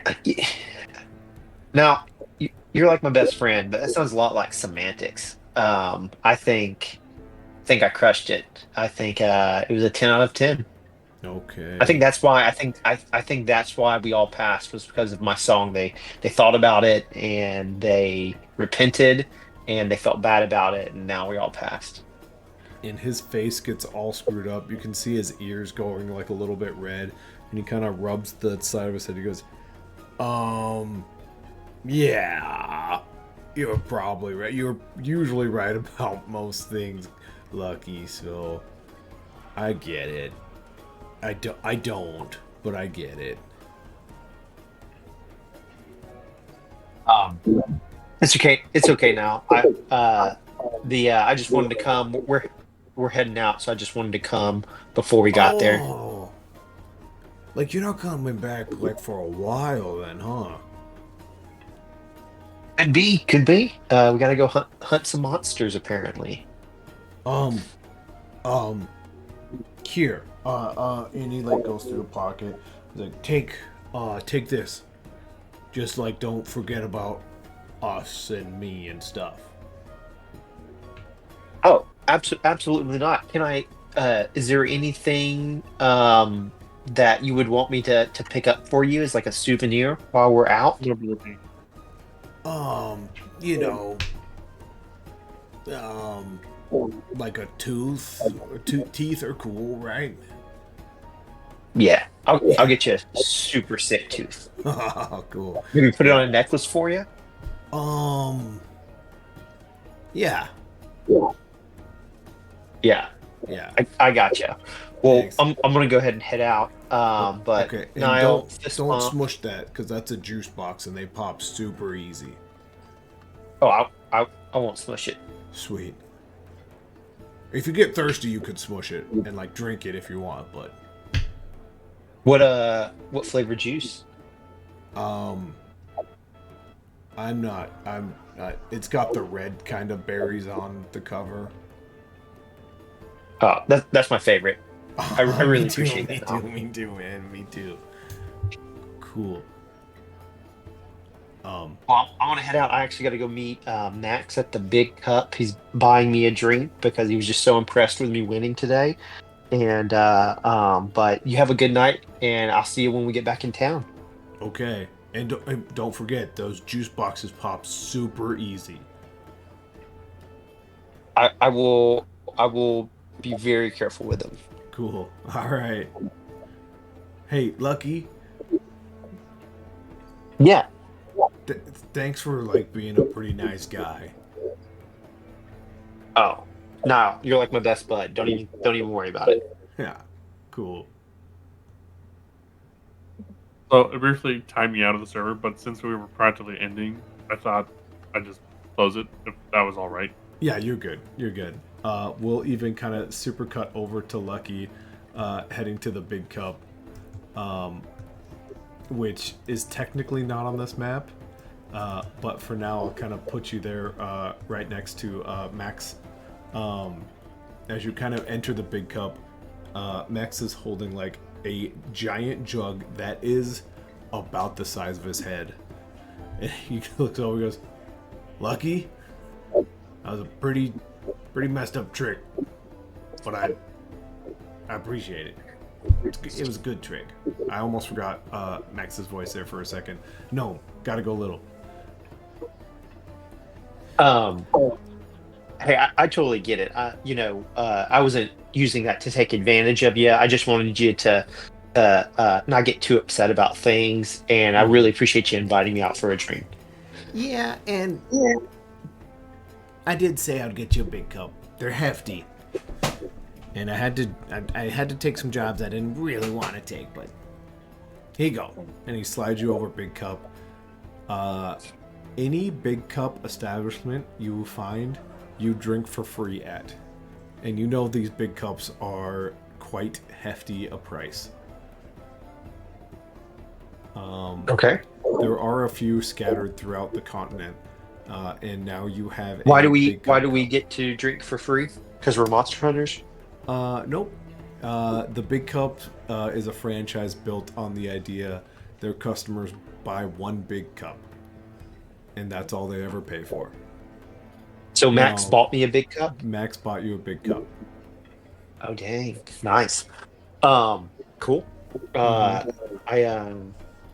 make a little toast to Max. To my new friend Max. May you stay away from your father. And if you're ever in trouble, I owe you one, and so you can give me a call. Hey, I appreciate that. I might call you up on that. Next time you're in town, just look me up. Yeah, maybe we can have a big cup. I say we have one right now. He grabs it and Let's do downs it. And he holds it out. Kyle and right you, with him. you just hear this Same thing, slams it. and it fills itself back up. He goes, I love big cups. And he starts taking another sip. Right there with him was like, this might be the greatest thing capitalism ever invented. As you and Max kind of enjoy your time at the big cup, we will call it here for the night. We're kind of right in that sweet spot of 2.5-ish hours, and we're at a really good stopping point for the game. Is there anything anyone would want to say before we kind of sign out? I think everyone kind of had a decent moment. If anyone wants like one last little word before we take out, now would be the time to take it.